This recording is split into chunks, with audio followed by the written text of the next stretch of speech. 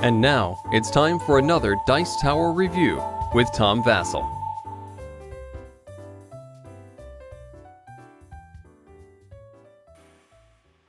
One of the games that I loved playing as a kid was Guess Who. I don't remember when I got it, maybe when I was 10 or 11, but I really enjoyed playing it against other people and trying to use my brain to ask questions which would eliminate the suspects on the other person's side.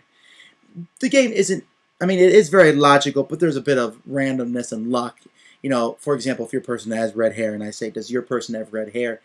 I'm much farther ahead than you, and that keeps the game, I guess, from becoming a great classic.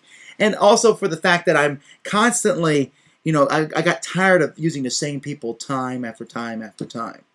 Well, when I heard that a version of Guess Who was coming out that was electronic Guess Who Extra, or electronic Guess Who Extra, that was interesting because I like games that are electronic. But this word here, extra, well, that was interesting. Does that mean there's more? Well, actually it does.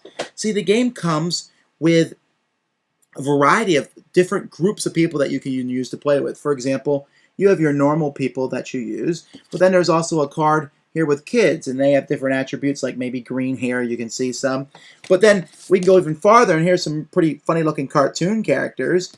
And then there's a card with appliances or things that you find around the house. There is a card with animals, and then there's a card with monster or aliens or whatever you want to call them. And that's a lot of different characters that you can use throughout the course of the game. The game itself comes in this little case that when you open and hold like this, basically is the game itself. Each side looks just like this, and what you'll do is you open this white thing here, and you'll place your board in it. Now there's two boards of each color, so each player hopefully is using the exact same board. But when it's closed, it looks like this. This little dial here, or this little movable thing, allows you to pick, there's two of them, but it allows you to pick which character is the one who is your suspect. And then you'll be using these to ask questions of the other person. So you can say, is their hair black? If they say no, then you put down all the people who have black hair. But if they say yes, then you would put down all the people who don't have black hair. And so all this together works pretty interestingly. However, once we turn on the sound effects, and it's here's the electronic part of it, instead of saying yes or no, I can press these buttons. Instead of saying no, I press this. And it makes some kind of weird sound that says no. If you want to say yes, you press the green button, which again makes some kind of weird sound. Now you're thinking, why would you press the buttons?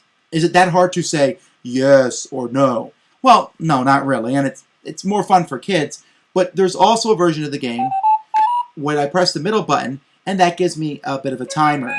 You start the game, and I look at the light here. For example, this light's blinking red. That means it's Red's turn. He asks a question. The blue player says, okay, no to the answer. The color of the light changes. Now it's Blue's turn. They have to ask a question. And you can pick how fast you want it to go. And if you run out of time, well, then you've lost your turn, and it's the other player's turn. Now, these time games aren't very strenuous. I have a lot of time to ask a question, even on the what they call impossible settings. Here I am telling this long sentence while this thing's going on. But eventually, you might run out of time, or at least you will guess the opponent's person in that amount of time. When someone wins, you hold the yes button down for 3 seconds, all the lights blink, and congratulations, you've won. So while the electronic part of this game, to me, isn't as fascinating as the fact that you have all these different boards that you can stick in, it is a nice twist. I also like the twist on how the whole thing here sits well between two players, and when you want to put these out, you put them like this, and then closing them is just a simple matter of closing them like that, and then the whole board snaps shut, and everything fits inside. I can put all the boards inside and the rules.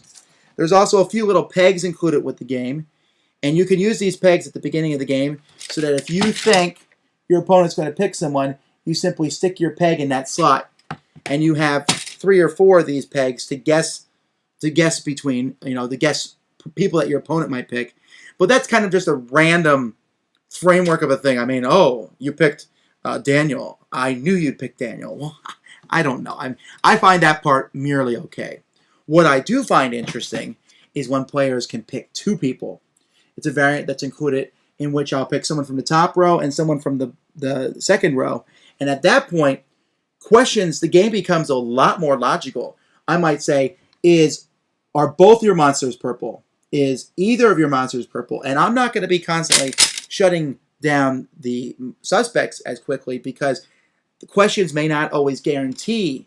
For example, if I say is one of your monsters purple, and you say yes, that doesn't mean I can knock down the purples or the ones that aren't purple, because your other monster may or may not be purple.